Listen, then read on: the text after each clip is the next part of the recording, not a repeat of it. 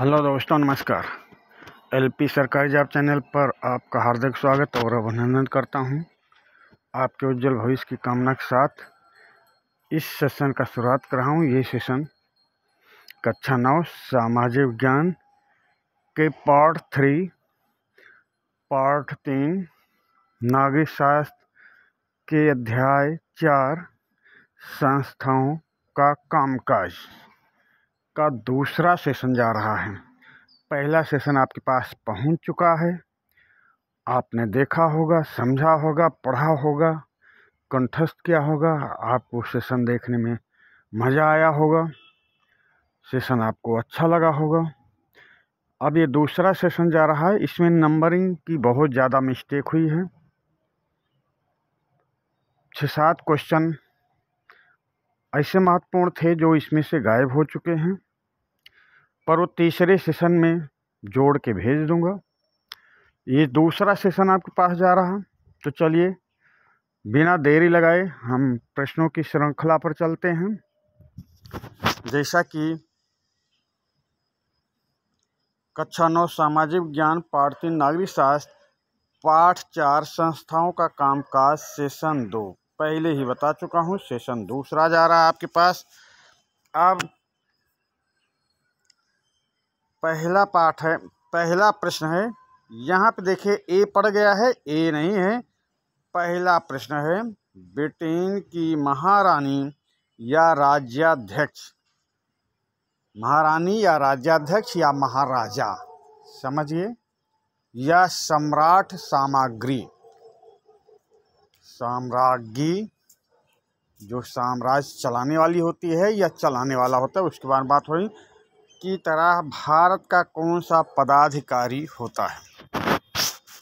Britain की महारानी या राजाध्यक्ष की तरह भारत का कौन सा पदाधिकारी होता है। प्रश्न नंबर इसको 1 समझेंगे। ऑप्शन देखें, भारत का राष्ट्रपति, भारत का प्रधानमंत्री, सर्वोच्च न्यायालय का मुख्य न्यायाधीश या लोकसभा अध्यक्ष।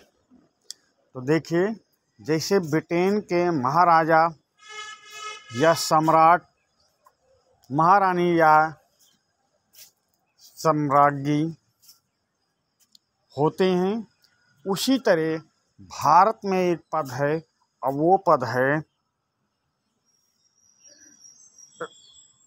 भारत के राष्ट्रपति का।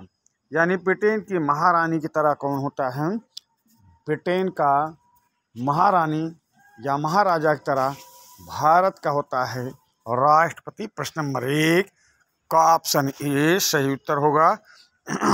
अगले प्रश्न पे आ जाएं। प्रश्न नंबर 2, भारत का राष्ट्रपति किस मतदान प्रक्रिया द्वारा चुना जाता है। भारत का राष्ट्रपति किस मतदान प्रक्रिया द्वारा चुना जाता है। तो मतदान प्रक्रिया कौन सी है, देखते हैं भाई। आनुपातिक प्रतिनिधित्व प्रणाली द्वारा, या एकल संकरमणीय प्रणाली द्वारा, या ए और बी दोनों के द्वारा, या प्रत्यक्ष मतदान द्वारा। तो देखिए, राष्ट्रपति का मतदान प्रत्यक्ष नहीं होता, अप्रत्यक्ष होता है। ये ऑप्शन तो यहीं पे कट गया, क्योंकि जनता जिन प्रतिनिधियों को चुनकर संसद में भेजती है, वही सांसद और विधायक राष्ट्रपति का निर्वाचन करते हैं। यानी पहले जनता ने अपने प्रतिनिधि को चुना, फिर उस प्रतिनिधि ने राष्ट्रपति को चुना, यानी अप्रत्यक्ष हो गया। अब ये तो कट गया। अब देखते हैं ऑप्शन ए बी में, आनुपातिक प्रतिनिधित्व प्रणाली या एकल संकरमणीय प्रणाली। तो देखिए, ये दोनों एक ही नाम है भाई। आनुपातिक संकरमणीय प्रणाली द्वारा भारत का राष्ट्रपति चुना जाता है, यानी दोनों प्रणाली सही है। तो उत्तर आपका सही होगा, ए और बी दोनों। प्रश्न नंबर 2 का ऑप्शन सी सही उत्तर होगा। प्रश्न नंबर 3 पे आ जाएं। राष्ट्रपति के निर्वाचक मंडल में कौन से सदस्य भाग लेते हैं। राष्ट्रपति के निर्वाचक मंडल में कौन से सदस्य भाग लेते हैं? ऑप्शन देखते हैं। लोकसभा के निर्वाचित सदस्य, यहाँ निर्वाचित शब्द आ रहा है, ये ध्यान देना भाई, मनोनीत शब्द या सभी शब्द नहीं आ रहा है, इसलिए बार बार बोलता हूँ प्रश्न को अच्छी तरह पढ़ें और ऑप्शन को भी अच्छी तरह समझें, तब उत्तर करने का प्रयास करें। लोकसभा के निर्वाचित सदस्य, राज्यसभा के निर्वाचित सदस्य, राज्य विधानसभा के निर्वाचित सदस्य, दिल्ली के, पुडुचेरी के या पांडिचेरी के निर्वाचित विधानसभा सदस्य या उपर्युक्त सभी सदस्य भाग लेते हैं।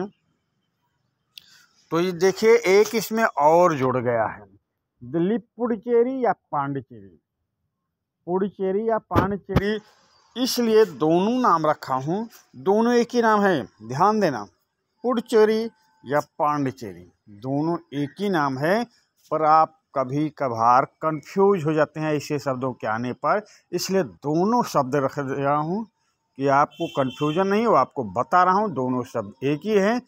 तो ये दो विधान सभा के निर्वाचित सदस्य, एक विधानसभा का निर्वाचित सदस्य और इसमें शामिल होगा, वो कहाँ के, जम्मू कश्मीर के, समझ गए। तो अभी आपके प्रश्न के अकॉर्डिंग जो है ये दिल्ली और पुडुचेरी ही रखना है, क्योंकि अभी जब राष्ट्रपति का चुनाव हुआ था तो जम्मू कश्मीर में राष्ट्रपति शासन था, विधानसभा नहीं थी। विधानसभा का अभी चुनाव हुआ, अब जब भी राष्ट्रपति का चुनाव होगा तो जम्मू कश्मीर के भी विधायक, निर्वाचित विधायक राष्ट्रपति के चुनाव में भाग लेंगे। बात को अच्छी तरह समझते चलना भाई। तो यहाँ पे प्रश्न नंबर 3 में उत्तर जो सही होगा ऑप्शन ई, उपर्युक्त सभी सदस्य भाग लेते हैं। अगले प्रश्न पे आ जाएं। राष्ट्रपति का चुनाव किस विधि के द्वारा होता है? राष्ट्रपति का चुनाव किस विधि के द्वारा होता है? तो प्रत्यक्ष मतदान विधि द्वारा या अप्रत्यक्ष मतदान विधि द्वारा या जनमत संग्रह द्वारा या उपर्युक्त में से कोई नहीं। तो मैं पहले बता चुका हूं व्याख्या में कि राष्ट्रपति का चुनाव जो होता है वो होता है अप्रत्यक्ष मतदान विधि द्वारा। अप्रत्यक्ष मतदान आनुपातिक प्रतिनिधित्व के एकल संक्रमणीय प्रणाली द्वारा। तो प्रश्न नंबर 4 का ऑप्शन बी सही उत्तर होगा। देखिए जैसा ऑप्शन रहे उस आधार पर उत्तर करने का प्रयास करना। इसका सीधा सा है आनुपातिक प्रतिनिधित्व एकल संक्रमणीय अप्रत्यक्ष मतदान द्वारा राष्ट्रपति का चुनाव होता है। तो प्रश्न नंबर 4 का ऑप्शन बी सही उत्तर होगा। प्रश्न नंबर 5 पे आ जाएं। भारत के राष्ट्रपति का चुनाव संविधान के किस अनुच्छेद के तहत किया जाता है? देखिए राष्ट्रपति का चुनाव जो किया जाता है अनुच्छेद 14 के तहत, इनके निर्वाचक मंडल का जो वर्णन है अनुच्छेद 55 में है। अब 56 में क्या है? तो 56 में ये इसके राष्ट्रपति का कार्यकाल का वर्णन है। 57 में क्या है? पुनर्निर्वाचन हो सकता है। 61 में क्या है? राष्ट्रपति पर महाभियोग लगाया जा सकता है। अनुच्छेद 72 में क्या है? राष्ट्रपति किसी न्यायालय द्वारा दिया गया दोषी करार व्यक्ति को क्षमादान दंडावशेष में कमी कर सकता है या उसके स्वरूप को बदल सकता है। अब चुनाव की बात आ रही तो चुनाव होता है अनुच्छेद 54। यह 54 नहीं रहता तो आप 55 पे भी चले जाएंगे तो अब भी उत्तर आपका सही होगा। अगर 54 ऑप्शन में नहीं है, 55 है तो 55 पे चले जाना भाई। प्रश्न नंबर 5 का ऑप्शन ए सही उत्तर होगा। प्रश्न नंबर 6 पे आ जाएं। राष्ट्रपति के चुनाव की निर्वाचक मंडल व्यवस्था किस अनुच्छेद में की गई?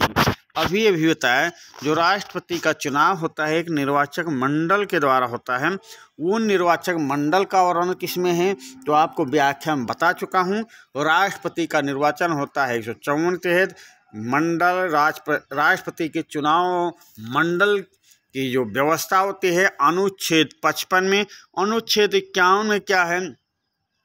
अनुच्छेद 51 नीति निर्देशक तथ्य है, अंतर्राष्ट्रीय शांति और व्यवस्था कायम रखना है। और अनुच्छेद 51A में मौलिक कर्तव्यों का वर्णन किया गया है। अनुच्छेद 11 क्या है? अनुच्छेद 11 में नागरिकता से संबंधित कुछ बातें बताई गई हैं। 5 से 11 अनुच्छेद 5 से 11 तक नागरिकता संबंधी वर्णन है। और अनुच्छेद 15 भाई मौलिक अधिकार है। मौलिक अधिकार विभेद से स्वतंत्रता, किसी के साथ कोई भेदभाव नहीं किया जाएगा, इसकी स्वतंत्रता दी गई है। तो अब प्रश्न नंबर 6 है, राष्ट्रपति के चुनाव की निर्वाचक मंडल व्यवस्था का वर्णन किस अनुच्छेद में है तो अनुच्छेद 55 में। प्रश्न नंबर 6 का ऑप्शन बी सही उत्तर होगा। अगले प्रश्न पे आ जाएं।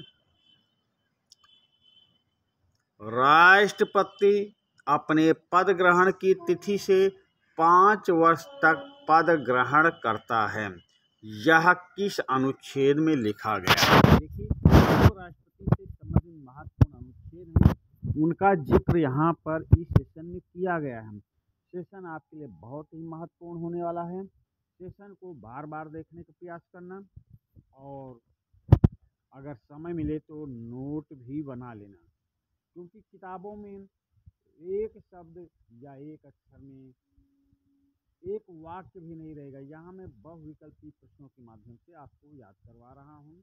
तो राष्ट्रपति अपने पद ग्रहण की तिथि से 5 वर्ष तक पद ग्रहण करता है। यह किस अनुच्छेद में लिखा गया है तो अनुच्छेद 56 में, अनुच्छेद 58 में, अनुच्छेद 61 में या अनुच्छेद 352 में। और तो राष्ट्रपति का कार्यकाल किस अनुच्छेद में है तो राष्ट्रपति का कार्यकाल अनुच्छेद 56 में है। प्रश्न नंबर 7 का ऑप्शन ए सही उत्तर होगा। प्रश्न नंबर 8 पे आ जाएं। राष्ट्रपति अपना त्याग पत्र किसे देता है? राष्ट्रपति अपना त्याग पत्र किसे देता है तो सर्वोच्च न्यायालय के मुख्य न्यायाधीश को त्याग पत्र देता है, या प्रधानमंत्री को त्याग पत्र देता है, या लोकसभा के अध्यक्ष को त्याग पत्र देता है, या राज्यसभा के सभापति को त्याग पत्र देता है। प्रश्न नंबर 8, राष्ट्रपति अपना त्याग पत्र किसे देता है? तो राष्ट्रपति अपना त्याग पत्र किसे देगा भाई? तो राष्ट्रपति अपना त्याग पत्र देगा राज्यसभा के उपसभापति को। ये राज्यसभा का उपसभापति कौन है? ये कौन सा पद है भाई? तो ये है राज्यसभा के उपसभापति को कहा जाता है उपराष्ट्रपति। उपराष्ट्रपति जो होता है राज्यसभा का सभापति होता है। तो राष्ट्रपति किसको त्याग पत्र देगा? उपराष्ट्रपति को त्याग पत्र देगा। और त्याग पत्र जैसे ही उपराष्ट्रपति को मिलेगा ये तुरंत सूचना लोकसभा अध्यक्ष को देता है। तो समझिए प्रश्न नंबर 8 का ऑप्शन डी सही उत्तर होगा। अगले प्रश्न पे आ जाएं। प्रश्न नंबर 8, राष्ट्रपति का वेतन किस पर भारित होता है? राष्ट्रपति का वेतन किस पर भारित होता है? राज्यों की संचित निधि पर भारित होता है, या भारत की संचित निधि पर भारित होता है, या वित्त आयोग पर भारित होता है, या रिजर्व बैंक ऑफ इंडिया पर भारित होता है? तो देखिए राष्ट्रपति का वेतन किस पर भारित होता है तो राष्ट्रपति का वेतन भारित होगा भारत की संचित निधि पर। भारत की संचित निधि पर राष्ट्रपति का वेतन भारित होता है। राष्ट्रपति को जो वेतन मिलता है भारत की संचित निधि से मिलता है, प्रश्न नंबर 8 का ऑप्शन बी सही उत्तर होगा। अगले प्रश्न पे आ जाएं। प्रश्न नंबर 9। देखिए, मैं इसमें नंबरिंग के बारे में बताया हूँ। 6-7 क्वेश्चन बीच से छूट गए हैं, वो अगले सेशन में जोड़कर आपके पास भेजूंगा, क्योंकि वो प्रश्न ही महत्वपूर्ण थे। उन प्रश्नों को ही आपके सामने जाएगा तो आप देखेंगे वो प्रश्न भी बहुत ही महत्वपूर्ण है। उन प्रश्नों को अध्ययन भी करना बहुत ज़रूरी है। तो इसमें छूट गया है, तो इसलिए नंबरिंग डिस्टर्ब हुई है। वो प्रश्न मैं अगले सेशन में जोड़कर आपके पास भेजूंगा। तो चलिए प्रश्न नंबर 9 देखते हैं। अनुच्छेद 61 में क्या उल्लेख किया गया है? अनुच्छेद 61 में क्या उल्लेख किया गया है? तो वित्त आयोग का उल्लेख किया गया है, या कैबिनेट मंत्रिमंडल का उल्लेख किया गया है, या राष्ट्रपति पर महाभियोग की प्रक्रिया का वर्णन किया गया है, या सुप्रीम कोर्ट के न्यायाधीश को अपदस्थ करने की प्रक्रिया का वर्णन किया गया है? 61 में वर्णन किया गया है राष्ट्रपति पर महाभियोग की प्रक्रिया का। भाई प्रश्न नंबर 9 का ऑप्शन सी सही उत्तर होगा, राष्ट्रपति पर महाभियोग की प्रक्रिया का। प्रश्न नंबर 9 नहीं है, 10 है, जैसा बताया कि हाँ कुछ यहाँ पे मिस्टेक हुई है। प्रश्न नंबर 10। संविधान के अनुच्छेद 61 में राष्ट्रपति को उसके पद से हटाने के लिए महाभियोग की प्रक्रिया को उल्लेख किया गया है, जो कैसी प्रक्रिया है? प्रश्न नंबर 10। देखिए, नंबरिंग पे तो ध्यान ही आपको नहीं देना है, बार बार बोल रहा हूँ। नंबरिंग तो हर सेशन में मिस्टेक होगी, क्योंकि टाइपिंग में ध्यान नहीं रह पाता है नंबरिंग का। तो ये नंबरिंग पे नहीं जाना है आपको प्रश्न और उसके ऑप्शन पर जाना है, और प्रश्न और ऑप्शन पे आपको ध्यान केंद्रित करना है और तैयारी करना है। तो प्रश्न नंबर 10 देखें। संविधान के अनुच्छेद 61 में क्या वर्णन था? महाभियोग। राष्ट्रपति को उसके पद से हटाने के लिए महाभियोग की प्रक्रिया का उल्लेख किया गया है, जो कैसी प्रक्रिया है?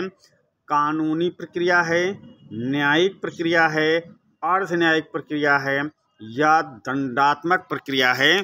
तो राष्ट्रपति को उसके पद से हटाने के लिए महाभियोग की प्रक्रिया एक अर्ध न्यायिक प्रक्रिया है। न्यायिक प्रक्रिया नहीं भाई, अर्ध न्यायिक प्रक्रिया है, अर्ध न्यायिक प्रक्रिया है। प्रश्न नंबर 10 का ऑप्शन सी सही उत्तर होगा। अगले प्रश्न पे आ जाएं। प्रश्न नंबर यहाँ पे देखिए 18 आ गया है। तो यही चीज़ आपको बता रहा हूँ कि थोड़ा मिस्टेक है नंबरिंग में। अगले सेशन में जो क्वेश्चन कम है वो जोड़ के आपके पास भेजूंगा। तो अगला क्वेश्चन है, राष्ट्रपति पर महाभियोग प्रस्ताव किस आधार पर लगाया जाता है? प्रश्न नंबर 18। राष्ट्रपति पर महाभियोग प्रस्ताव किस आधार पर लगाया जा सकता है? तो नियुक्ति के आधार पर लगाया जा सकता है, नियुक्ति के आधार पर लगाया जा सकता है, या क्षमादान के आधार पर लगाया जा सकता है, या संविधान के उल्लंघन के आधार पर लगाया जा सकता है, या प्रधानमंत्री की नियुक्ति करने के आधार पर लगाया जा सकता है। राष्ट्रपति पर महाभियोग किस आधार पर लगता है? तो ये संविधान के उल्लंघन के आधार पर राष्ट्रपति पर महाभियोग लगाया जाता है। प्रश्न नंबर 18 का ऑप्शन सी सही उत्तर होगा। प्रश्न नंबर 19 देखें।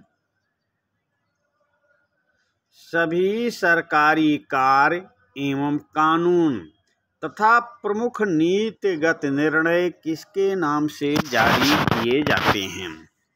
प्रश्न नंबर 19। सभी सरकारी कार्य एवं कानून तथा प्रमुख नीतिगत निर्णय किसके नाम से जारी होते हैं? प्रधानमंत्री के नाम से जारी होते हैं, या राष्ट्रपति के नाम से जारी होते हैं, या सर्वोच्च न्यायालय के मुख्य न्यायाधीश के नाम से जारी होते हैं, या राज्यसभा के सभापति के नाम से जारी होते हैं। तो सभी सरकारी कार्य एवं कानून तथा प्रमुख नीतिगत निर्णय राष्ट्रपति के नाम से जारी होते हैं। भाई राष्ट्रपति को सलाह एवं मशविरा देने के लिए एक मंत्रिपरिषद होगी जिसका प्रधानमंत्री होगा। अनुच्छेद 74 में इसका वर्णन है। तो सभी कार्य किसके नाम से, प्रधानमंत्री भी कार्य करेगा, किसके नाम से, राष्ट्रपति के नाम से। प्रश्न नंबर 19 का ऑप्शन बी सही उत्तर है। प्रश्न नंबर 20 पे आ जाएं। निम्नलिखित में से कौन सी प्रमुख नियुक्तियां राष्ट्रपति द्वारा की जाती हैं। देखिए, राष्ट्रपति के द्वारा कुछ नियुक्तियां की जाती हैं। कुछ नियुक्तियां यानी प्रमुख व्यक्तियों, प्रमुख पदों पर आसीन लोगों की नियुक्तियां करता है राष्ट्रपति, क्योंकि ये भारत का पहला व्यक्ति होता है, ये राष्ट्राध्यक्ष होता है।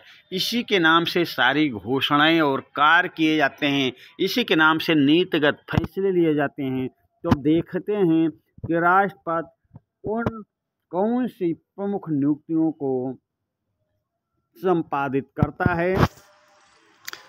ऑप्शन देखें। सर्वोच्च न्यायालय के मुख्य न्यायाधीश तथा अन्य न्यायाधीशों की नियुक्ति करता है, ये सही है।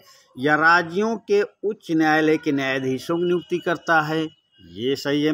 देखिए, राज्यों के उच्च न्यायालय की नियुक्ति राज्यों के न्यायाधीशों की नियुक्ति राष्ट्रपति करता है, राज्यपाल नहीं करता, ध्यान देना।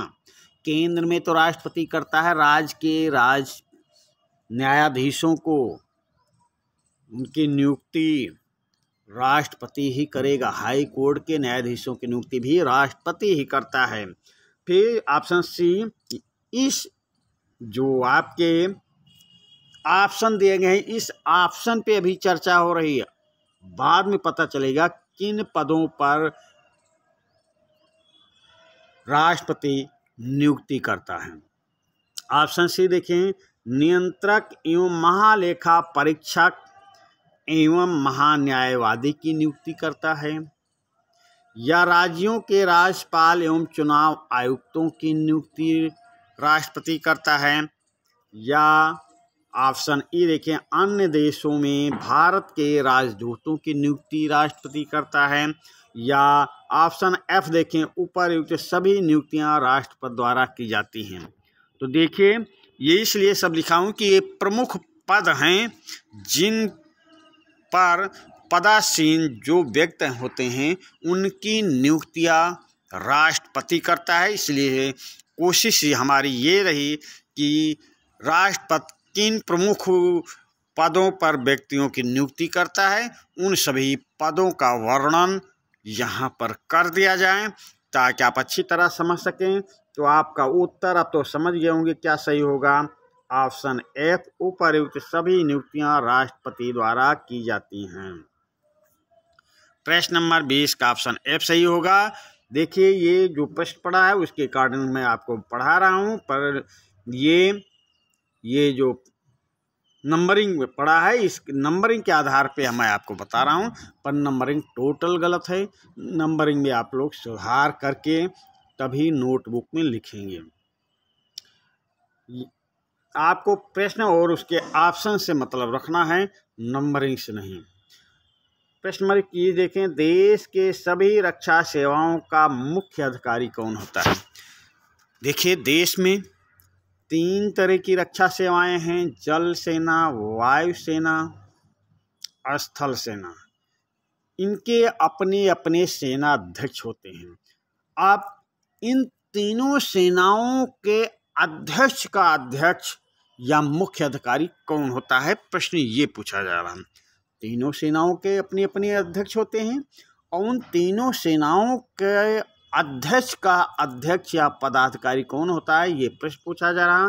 तो मुख्य न्यायाधीश होता है, या लोकसभा अध्यक्ष होता है, या राज्यसभा का सभापति होता है, या भारत का राष्ट्रपति होता है। तो देश के सभी रक्षा सेवाओं का मुख्य अधिकारी होता है भारत का राष्ट्रपति। प्रश्न नंबर 21 का ऑप्शन डी सही उत्तर होगा। अगले प्रश्न पे आ जाएं। ये भी प्रश्न नंबर 21 ही है। नवनिर्वाचित संसद के प्रथम सत्र का आरंभ किसके अभिभाषण से होता है? प्रश्न नंबर 21।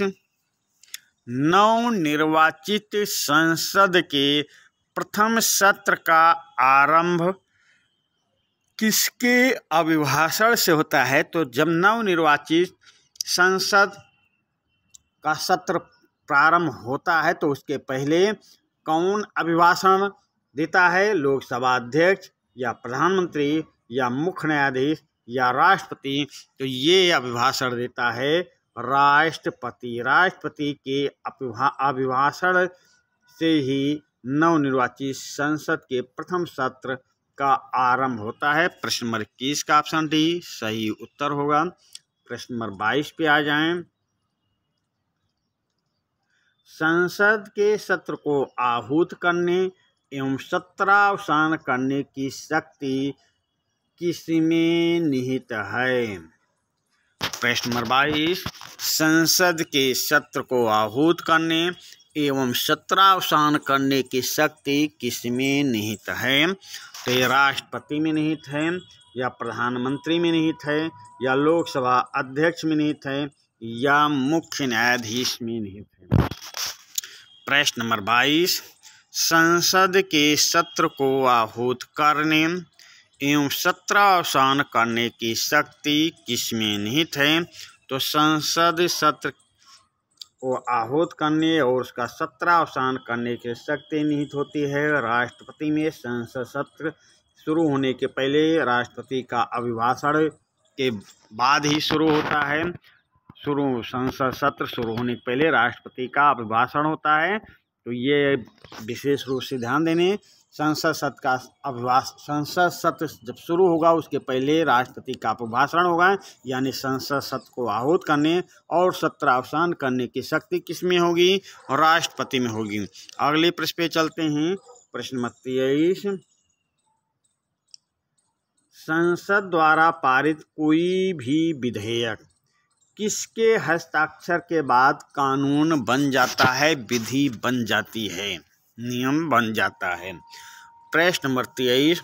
संसद द्वारा पारित कोई भी विधेयक किसके हस्ताक्षर के बाद कानून बन जाता है? तो प्रधानमंत्री के हस्ताक्षर के बाद या राष्ट्रपति के हस्ताक्षर के बाद या कैबिनेट मंत्री के हस्ताक्षर के बाद या लोकसभा अध्यक्ष के हस्ताक्षर के बाद? तो संसद द्वारा पारित कोई भी विधेयक किसके हस्ताक्षर के बाद कानून बनेगा? तो ये बनेगा राष्ट्रपति के हस्ताक्षर के बाद। प्रश्न नंबर 23 का ऑप्शन बी सही उत्तर होगा। अगले प्रश्न पे आ जाएं। प्रश्न नंबर 24। लोकसभा का कार्यकाल सामान्यतः 5 वर्ष का होता है। प्रश्न को अच्छी तरह समझें। लोकसभा का कार्यकाल सामान्यतः 5 वर्ष का होता है, लेकिन उसके पूर्व लोकसभा को कौन भंग कर सकता है? प्रश्न को फिर से, लोकसभा का कार्यकाल सामान्यतः 5 वर्ष का होता है, लेकिन उसके पूर्व लोकसभा को कौन भंग कर सकता है? प्रश्न ये है। तो भारत का प्रधानमंत्री भंग कर सकता है या भारत का मुख्य न्यायाधीश भंग कर सकता है या भारत का राष्ट्रपति भंग कर सकता है या राज्यसभा का उपसभापति भंग कर सकता है? तो लोकसभा को कार्यकाल से पहले प्रधानमंत्री की सिफारिश पर, उत्तर को सही से सुने, प्रधानमंत्री की सिफारिश पर भारत का राष्ट्रपति लोकसभा को भंग कर सकता है। प्रश्न नंबर 24 का ऑप्शन सी सही उत्तर होगा। प्रश्न नंबर 25 पे आ जाएं। राष्ट्रपति किसकी सलाह पर लोकसभा को 5 वर्ष से पहले भी भंग कर सकता है? अभी इसका भी उत्तर बताया, व्याख्या में बताया, आपकी समझ में आ गया होगा। राष्ट्रपति किसकी सलाह पर लोकसभा को 5 वर्ष से पहले भी भंग कर सकता है? तो ये प्रधानमंत्री की सलाह पर, सीधा उत्तर पे आते हैं। प्रधानमंत्री की सलाह पर राष्ट्रपति लोकसभा को 5 वर्ष से पहले भी भंग कर सकता है। प्रश्न नंबर 25 का ऑप्शन सी सही उत्तर होगा। प्रश्न नंबर 26 पे आ जाएं। किसकी पूर्ण सहमति से ही धन विधेयक को संसद में प्रस्तुत किया जा सकता है? पूर्ण नहीं है, पूर्व है। ये पूर्ण नहीं है भाई, पूर्व है। किसकी पूर्व सहमति से ही धन विधेयक को संसद में प्रस्तुत किया जा सकता है? तो वित्त आयोग की सहमति पर, या योजना आयोग की पूर्व सहमति पर, या प्रधानमंत्री की पूर्व सहमति पर, या राष्ट्रपति की पूर्व सहमति पर। प्रश्न नंबर 26, किसकी पूर्व सहमति से ही धन विधेयक को लोकसभा में, संसद में या लोकसभा में, संसद के लोकसभा में, राज्यसभा में नहीं प्रस्तुत होता धन विधेयक? आप फिर से बार बार सुन लें, लोकसभा केवल और केवल धन विधेयक केवल और केवल लोकसभा में ही पेश होता है, राज्यसभा में नहीं पेश हो सकता। तो ये किसकी पूर्व सहमति पर? तो राष्ट्रपति की पूर्व सहमति पर धन विधेयक लोकसभा या संसद में प्रस्तुत किया जा सकता है। प्रश्न नंबर 26 का ऑप्शन डी सही उत्तर होगा। अगले प्रश्न पे आ जाएं। केंद्र व राज्य के मध्य बंटवारे के लिए प्रत्येक 5 वर्ष पर वित्त आयोग का गठन कौन करता है? केंद्र व राज्य के मध्य बंटवारे के लिए प्रत्येक 5 वर्ष पर वित्त आयोग का गठन कौन करता है? तो वित्त आयोग का गठन कौन करता है भाई? निर्वाचन आयोग करता है, या लोकसभा का अध्यक्ष करता है, या राज्यसभा का सभापति करता है, या भारत का राष्ट्रपति करता है? तो अनुच्छेद 280 के तहत राष्ट्रपति समय समय पर 5 वर्ष के लिए, यानी कि 5 वर्ष के लिए भारत के वित्त आयोग का गठन करता है राष्ट्रपति। केंद्र व राज्य के मध्य बंटवारे के लिए, धन बंटवारे के लिए, समझ गए, बंटवारे के लिए प्रत्येक 5 वर्ष पर वित्त आयोग का गठन राष्ट्रपति करता है। अगले प्रश्न पे चलते हैं। प्रश्न नंबर 27 देखें। संविधान के अनुच्छेद 72 में राष्ट्रपति की किस शक्ति का वर्णन किया गया है?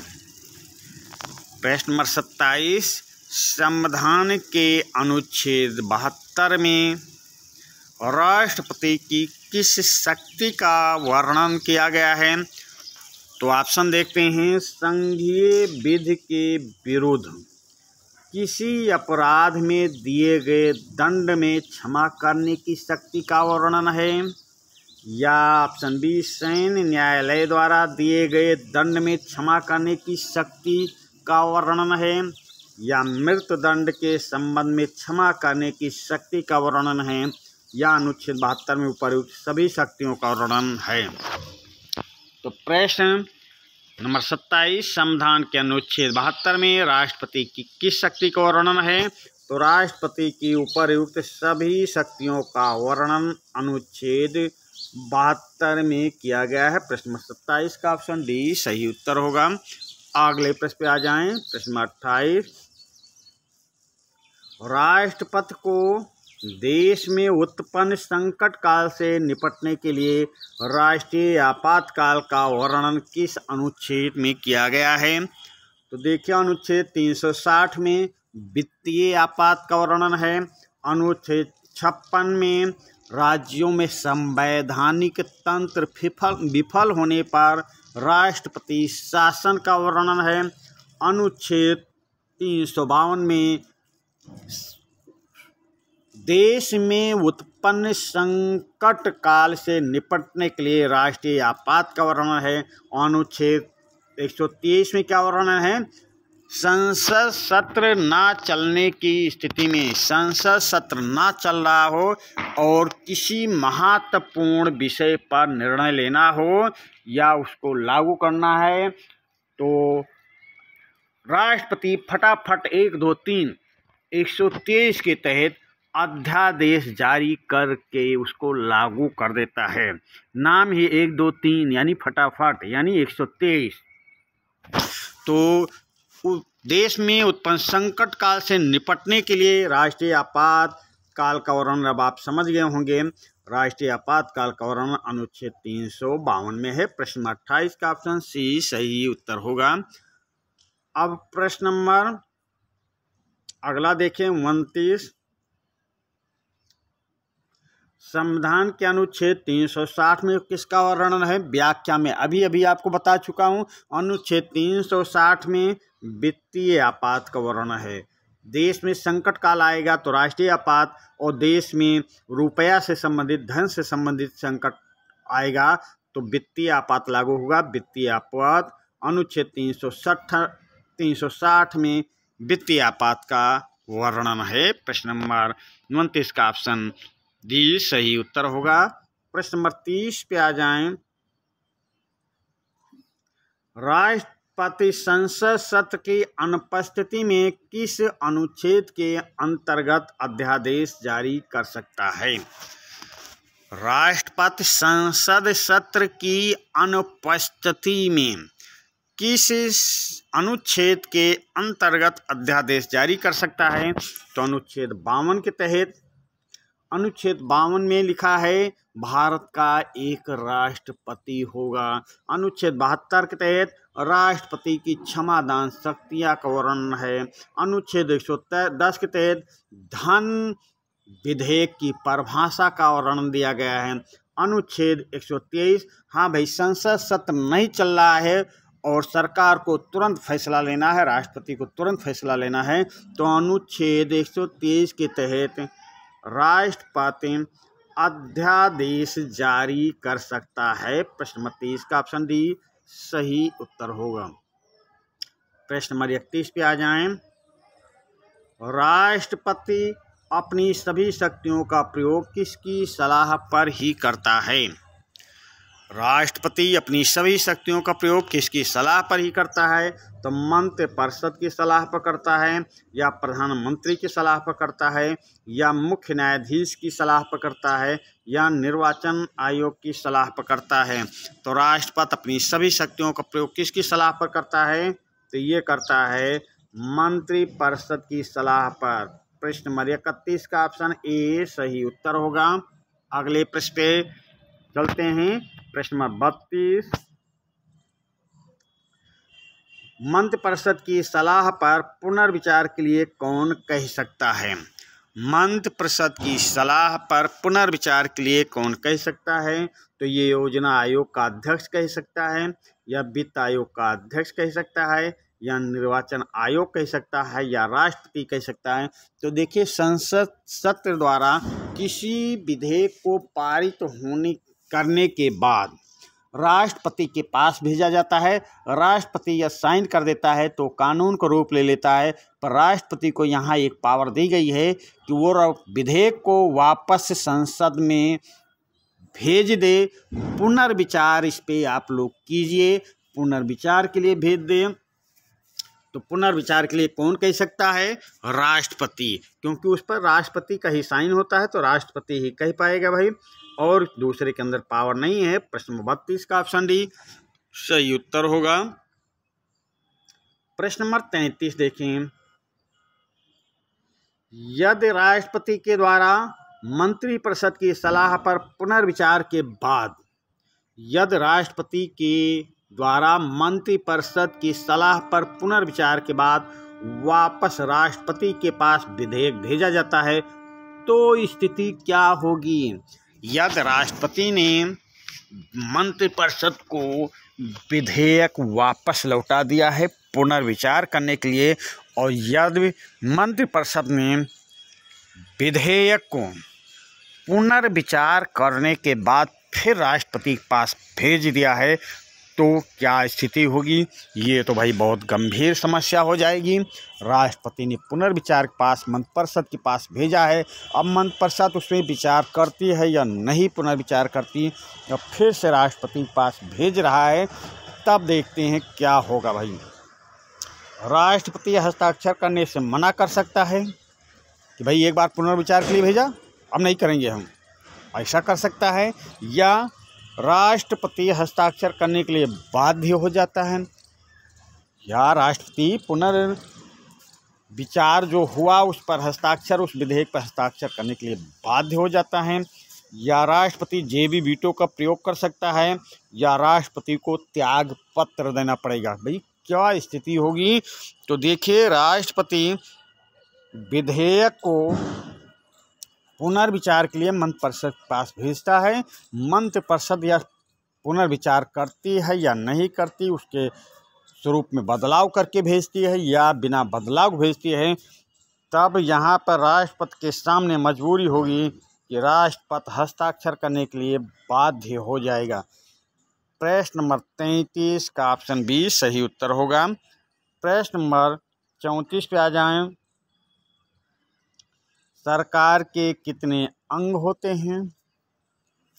तो जैसे संसद के अंग आपको बताया था, लोकसभा, राज्यसभा और राष्ट्रपति। संसद के सदन बताया था, लोकसभा, राज्यसभा। अब प्रश्न है सरकार के कितने अंग होते हैं? तो सरकार के 3 अंग होते हैं, 4 अंग होते हैं, 2 अंग होते हैं या 5 अंग होते हैं। तो सरकार के 3 अंग, लोकसभा, सरकार के 3 अंग हैं, व्यवस्थापिका, कार्यपालिका, न्यायपालिका। व्यवस्था बनाना, कार्यों को लागू करना और कार्यों की समीक्षा करना, ये सरकार के 3 अंग होते हैं। अगला प्रश्न देखते हैं। निम्नलिखित में से सरकार का अंग कौन सा है? अब यहाँ पे देखिए प्रश्न को कितना एक दूसरे से जोड़कर आपके सामने भेजा जा रहा है कि आप अगर 2-3 बार सेशन को देख लिए तो ये आपका अस्थाई ज्ञान होगा। आप इन प्रश्नों को भूलेंगे नहीं, आप रटना छोड़िए, समझने का प्रयास कीजिए और प्रश्नों को समझें। 2-3 बार देखेंगे तो आपका ये नॉलेज, ये ज्ञान अस्थाई होगा। आप किसी भी कंपटीशन में या क्लास में अच्छा करके आएंगे। तो निम्नलिखित में से सरकार का अंग कौन सा है? व्यवस्थापिका है, कार्यपालिका है या न्यायपालिका? तो अभी तो आपको बताया हूँ व्याख्या में। उपयुक्त सभी सरकार के अंग है। प्रश्न नंबर 35 का ऑप्शन डी सही उत्तर होगा। प्रश्न नंबर 36 पे आ जाएं। सरकार द्वारा संविधान के साथ मनमानी करने से कौन रोकता है? सरकार द्वारा संविधान के साथ छेड़छाड़, मनमानी करती है सरकार, तो उसको कौन रोकता है? संविधान का रक्षक कौन होता है? देखते हैं भाई। न्यायालय, राष्ट्रपति, राज्यसभा का सभापति या निर्वाचन आयोग? तो देखिए यहाँ पे आपको कंफ्यूजन क्या कर रहा होगा, कौन सा ऑप्शन? ऑप्शन बी राष्ट्रपति। नहीं, संविधान का संरक्षक माना जाता है कौन? माना जाता है न्यायालय। संविधान की रखवाली कौन करता है? न्यायालय। प्रश्न 36 का ऑप्शन ए सही उत्तर होगा। प्रश्न 36 यहाँ भी है, पर जैसा बताया हूँ कि नंबरिंग में मिस्टेक है। तो प्रश्न 36, सर्वोच्च न्यायालय और उच्च न्यायालय के न्यायाधीशों की नियुक्ति राष्ट्रपति किसकी सलाह पर करता है? ये लो, कोई ऐसा पॉइंट नहीं छोड़ा हूँ कि इस पाठ से, इस अध्याय से आपसे कोई क्वेश्चन पूछा जाए कहीं भी तो आप गलत करके आएं, बिल्कुल नहीं। हर पॉइंट पे प्रश्न बने हैं, हर पॉइंट पे मैं आपसे चर्चा कर रहा हूँ। बस आप सेशन को देखते जाइए और अपने दोस्तों के बीच सेशन को शेयर कर दें, इसका लाभ उन्हें भी मिले। देखिए, हमारा उद्देश्य ये नहीं है कि हम आपको मीठी मीठी बातों में और फिजूल की बातों में उलझाएं। हम आपको सीधा क्वेश्चन आंसर पे बात करते हैं।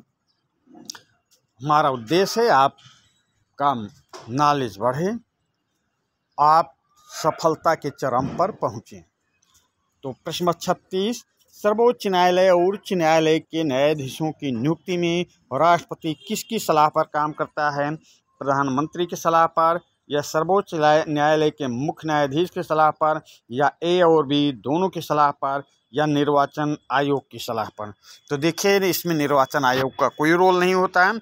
ये प्रधानमंत्री की सलाह पर और सर्वोच्च न्यायालय के मुख्य न्यायाधीश की सलाह पर कार्य करता है, यानी ए बी दोनों सही है। तो आपका उत्तर सही होगा ऑप्शन सी। ऑप्शन सी सही उत्तर होगा, ए बी दोनों की सलाह पर। चलते हैं अगले प्रश्न पे। प्रश्न नंबर 37, सर्वोच्च न्यायालय के मुख्य न्यायाधीश एवं अन्य न्यायाधीशों के पद मुक्त होने की आयु क्या है? सर्वोच्च न्यायालय के मुख्य न्यायाधीश एवं अन्य न्यायाधीशों के पद मुक्त होने की आयु क्या है? जीवन पर्यंत अपने पद पर बने रहते हैं, या 60 वर्ष तक बने रहते हैं, या 62 वर्ष तक बने रहते हैं, या 65 वर्ष तक बने रहते हैं? तो देखिए, सर्वोच्च न्यायालय का मुख्य न्यायाधीश हो या अन्य न्यायाधीश हो, ये 65 वर्ष तक अपनी पद पर बने रहते हैं। हाई कोर्ट के न्यायाधीश या मुख्य न्यायाधीश 62 साल तक अपने पद पर कार्य करते हैं। तो यहाँ पे सर्वोच्च न्यायालय की बात हो रही है, तो सर्वोच्च न्यायालय के न्यायाधीश की रिटायर होने की आयु 65 वर्ष होती है। चलते हैं अगले प्रश्न पे। प्रश्न नंबर 38, न्यायाधीश अपने कार्यकाल के पहले ही किसे संबोधित कर अपना त्यागपत्र दे देता है? त्यागपत्र देता है। प्रश्न नंबर 38, न्यायाधीश अपने कार्यकाल के पहले ही किसे संबोधित कर अपना त्यागपत्र देता है? तो राष्ट्रपति को संबोधित करके त्यागपत्र देता है, या उपराष्ट्रपति को, या प्रधानमंत्री को, या निर्वाचन आयोग को? तो न्यायाधीश अपने कार्यकाल से पहले ही राष्ट्रपति को संबोधित पत्र देता है, अपने त्यागपत्र का। प्रश्न नंबर 38 का ऑप्शन ए सही उत्तर होगा। प्रश्न नंबर 38 यहाँ भी है, देश के संविधान की व्याख्या करने का अधिकार किसके पास है? व्याख्या में देखिए, आपको बार बार समझा रहा हूँ, वैसा प्रश्न यहाँ पे आ गया है। देश के संविधान की व्याख्या करने का अधिकार किसके पास है? न्यायालय के पास है, राष्ट्रपति के पास है, प्रधानमंत्री के पास है, या लोकसभा अध्यक्ष के पास है? तो देश के संविधान की व्याख्या करने का अधिकार किसके पास है? तो देश के संविधान की व्याख्या करने का अधिकार है न्यायालय के पास। प्रश्न नंबर 38 का ऑप्शन ए सही उत्तर होगा। प्रश्न नंबर 39, जब न्यायालय के सामने किसी कानून या कार्यपालिका की कार्यवाही को चुनौती मिलती है, तो वह उसकी संवैधानिक वैधता तय करते हैं। इसे क्या कहा जाएगा? जब न्यायालय के सामने, प्रश्न को अच्छी तरह समझें, जब न्यायालय के सामने किसी कानून या कार्यपालिका की कार्यवाही को चुनौती मिलती है, तो वह उसकी संवैधानिक वैधता तय करते हैं। इसे क्या कहा जाता है? न्यायिक समीक्षा कहा जाता है, या न्यायिक निर्णय कहा जाता है, या न्यायिक अवहेलना कहा जाता है, या ऊपर में से कोई नहीं? तो देखिए, जब किसी कानून या कार्यपालिका कार्यवाही या सरकार की कार्यवाही के खिलाफ न्यायालय उसकी संवैधानिक वैधता तय करते हैं, तो इसे कहा जाएगा न्यायिक समीक्षा। न्यायिक समीक्षा। प्रश्न नंबर 39 का ऑप्शन ए सही उत्तर होगा। अगले प्रश्न 39 भी है, नागरिकों के मौलिक अधिकारों की रक्षा कौन करता है? तो नागरिकों के मौलिक अधिकारों की रक्षा राष्ट्रपति करेगा, या प्रधानमंत्री, या उपराष्ट्रपति, या न्यायालय? तो नागरिकों के मौलिक अधिकारों की रक्षा करेगा भाई न्यायालय। अभी अभी व्याख्या में आपको बताया था, न्यायालय जो मौलिक अधिकारों की रक्षा करती है, नागरिकों के मौलिक अधिकारों की रक्षा का उत्तरदायित्व न्यायालय पर होता है। प्रश्न नंबर 39 का ऑप्शन डी सही उत्तर होगा। अगले प्रश्न पे आते हैं। प्रश्न नंबर 40 देखें, ये 4 लिखा है पर प्रश्न नंबर 40 है। संवैधानिक मामलों में राष्ट्रपति के सलाहकार के रूप में कौन कार्य करता है? तो देखिए, संवैधानिक मामलों में राष्ट्रपति के सलाहकार के रूप में एक तो आपको बताया था, प्रधानमंत्री भी राष्ट्रपति के सलाहकार को, जैसा कहा गया है, राष्ट्रपति को सलाह एवं मशवरा देने के लिए एक मंत्रिपरिषद होगी जिसका प्रधान प्रधानमंत्री होगा। पर यहाँ पे प्रश्न थोड़ा अलग है। यहाँ पे प्रश्न है संवैधानिक मामलों में राष्ट्रपति के सलाहकार के रूप में कौन करता है? तो सर्वोच्च न्यायालय या उच्च न्यायालय या जिला न्यायालय या जिला मजिस्ट्रेट। ऑप्शन से भी प्रश्न अलग दिख रहा होगा आपको। यहाँ प्रधानमंत्री जैसा कोई रोल नहीं है। तो संवैधानिक मामलों में राष्ट्रपति के सलाहकार के रूप में कार्य करता है सर्वोच्च न्यायालय। प्रश्न नंबर 40 का ऑप्शन ए सही उत्तर होगा। अगले प्रश्न पे आ जाएं। राज्यसभा का पदेन सभापति या पदेन अध्यक्ष कौन होता है? राज्यसभा का पदेन सभापति कौन होता है या राज्यसभा का पदेन अध्यक्ष कौन होता है? तो इसमें आपको किसी भी वहम में नहीं रहता है। जो भारत का, मतलब आप बिल्कुल इधर उधर नहीं भटकेंगे, मैं सीधा समझा रहा हूँ। जो भारत का उपराष्ट्रपति होता है वो राज्यसभा का अध्यक्ष भी होता है, राज्यसभा का पदेन सभापति भी होता है। तो भारत के उपराष्ट्रपति को राज्यसभा का पदेन सभापति कहा जाता है या राज्यसभा का अध्यक्ष आप कह सकते हैं, राज्यसभा का सभापति कह सकते हैं। उसका पद नाम है राज्यसभा का पदेन सभापति। किसका? उपराष्ट्रपति का। तो आप भूलेंगे नहीं। लोकसभा का अध्यक्ष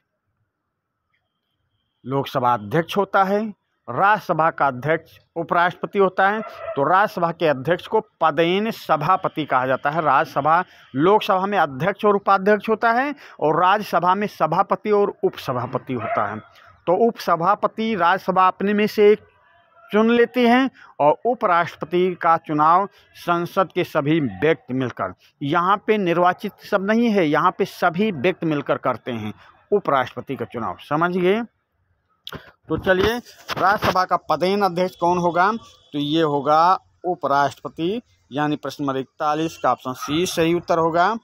तो देखिए, इसका एक सेशन आपके पास पहुंच गया, ये दूसरा आपके पास पहुंच रहा। अभी जो महत्वपूर्ण प्रश्न होंगे उन प्रश्नों को तीसरे सेशन में शामिल करके और लघु उत्तरीय और दीर्घ उत्तरीय प्रश्न भी साथ में भेजेंगे। कोशिश ये रहेगी कि तीसरे सेशन में ये पाठ पूरा हो जाए, इस पाठ की तैयारी पूर्ण हो जाए, इस पाठ के बारे में आपकी अच्छी पकड़ हो जाए। केवल 3 सेशन में 2 आपके पास ये पहुंच रहा, तीसरा भी आपके पास पहुंच जाएगा। तब तक के लिए हम आपसे विदा लेते हैं। धन्यवाद।